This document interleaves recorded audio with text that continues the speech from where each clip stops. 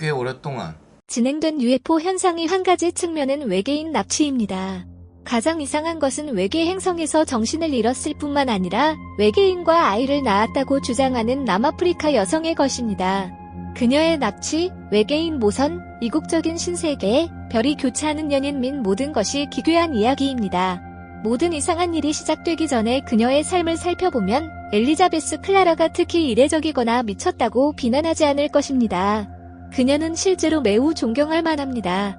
클라라는 1910년 남아프리카에서 태어나 영국에서 음악과 기상학을 전공한 후 왕립 공군의 조종사로 일하면서 남아프리카 공군 정보국에서 비밀 독일 통신을 해독했습니다. 1950년에 그녀는 UFO에 관한 책을 읽고 어린 시절부터 오랫동안 묻혀있던 기억이 떠오르기 시작한 것은 전쟁이 끝나기 전이었다. 그녀는 7살이 되었을 때 그녀와 그녀의 여동생이 농장에서 빛나는 은빛 원반이 날아오는 것을 보았을 뿐 아니라 하늘에서 높이 솟아오르는 밝은 주황색 빨간색 상자 모양의 비행체를 보았습니다. 그녀는 몇 년 동안 디스크를 여러 번 목격한 것을 기억하고 언니와 줄루족 농장주도 그것을 보았다고 주장했다. 이것도 이상하지만 1950년대 중반에 그녀는 기록상 가장 이상한 외계인 납치 사건 중 하나를 시작한 경험이 있었습니다. 이 초기 기억이 그녀에게 돌아왔을 때 클라라는 UFO에 깊은 관심을 갖게 되었고 1954년 1년의 UFO 목격으로 인해 요하네스버그 외곽의 외땅 시골 언덕을 조사하게 되었습니다.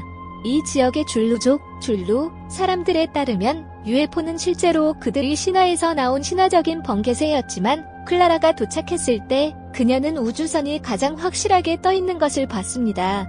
이 비행체는 윙윙거리는 소음을 내고 그녀는 비행체의 거주자 중 한 명을 보았다고 했습니다. 클라라는 그 존재가 텔레파시로 자신을 에이칸이라고 소개했다고 합니다. 1956년 그녀는 다시 한번 그 비행체가 언덕에서 내려오는 것을 보았을 때 기회를 얻었습니다. 이번에는 에이칸이 자신을 클라라에게 공개하고 베이 식물학자 및 천체 물리학자라고 묘사한 동료에게 소개했습니다. 그런 다음 외계인은 자신의 배를 타고 정찰선으로 묘사했으며 길이가 약 8km에 이르는 도시, 공원, 나무, 꽃, 심지어는 훨씬 더 큰 시가 모양의 모성까지 데려갔다. 그 안에 호수가 있었다. 클라라에 따르면 그녀는 이 광대한 모선에서 이 도시배의 주민들을 만나는데 시간을 보냈다. 그녀는 또한 실제로 원래 금성 행성에서 살았으며 금성이 살기 어려워지자 미튼으로 이주했습니다. 그들에 따르면 금성은 오래전에 식물과 함께 살아있었으며 지구와 매우 흡사했지만 점차 적대적인 환경이 되어서 그들을 새로운 멀리 떨어진 메톤의 고향으로 갔습니다. 금성 과학자들은 태양이 현재까지 발생하는 최대 및 최소 기간의 흑점 주기를 갖는 가시적인 별임을 인식했지만 시간이 지남에 따라 특정 시기에 확장되었습니다. 이제 태양은 항상 확장하고 수축하고 있습니다. 그것은 심장처럼 맥동하지만 특정 시대에는 심어든 방사선으로 더 넓어집니다. 이제 이것은 금성에 일어났고 태양에 가까워져서 바다가 말라버리고 남아있는 모든 동식물이 파괴되었습니다. 그리고 지구를 지배했던 공룡들도 강화된 방사선으로 파괴되었습니다. 따라서 우리가 모행성이라고 부르는 금성에서 온 위대한 문명은 금성에서 벗어날 수 있었으며 지구와 달에 상륙했습니다. 그들은 행성 미튼으로 옮겨갔습니다. 왜냐하면 그것은 비너스와 매우 유사하기 때문입니다.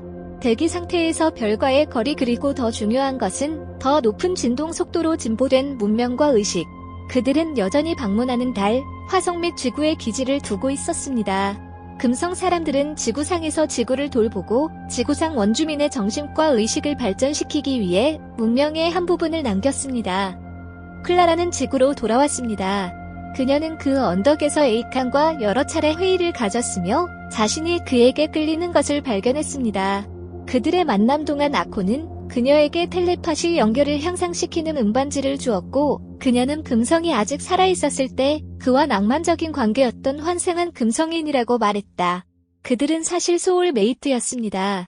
클라라에 따르면 그들은 관계를 완성시켜서 그녀가 아콘의 아이를 임신하게 되었다.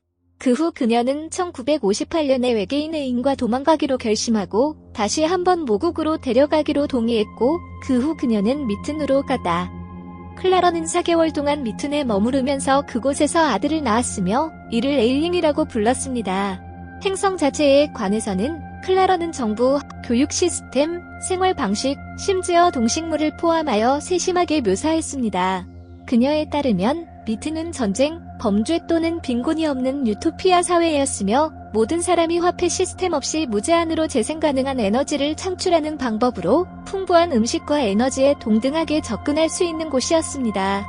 사람들은 실크로 된 고급스러운 옷을 입고 광대한 공원에서 살았으며 고층 건물이나 공장이 없었기 때문에 오염이 없었습니다. 그녀는 모든 교육이 텔레파시를 통해 이루어졌으며 학교 서적이나 학교 건물이 필요하지 않다고 설명했다. 시청해주셔서 고맙습니다. 좋아요를 눌러주세요. 반드시 채널을 등록하시고 알림을 켜주세요. 새로 영상이 등록되면 바로 아실 수 있습니다.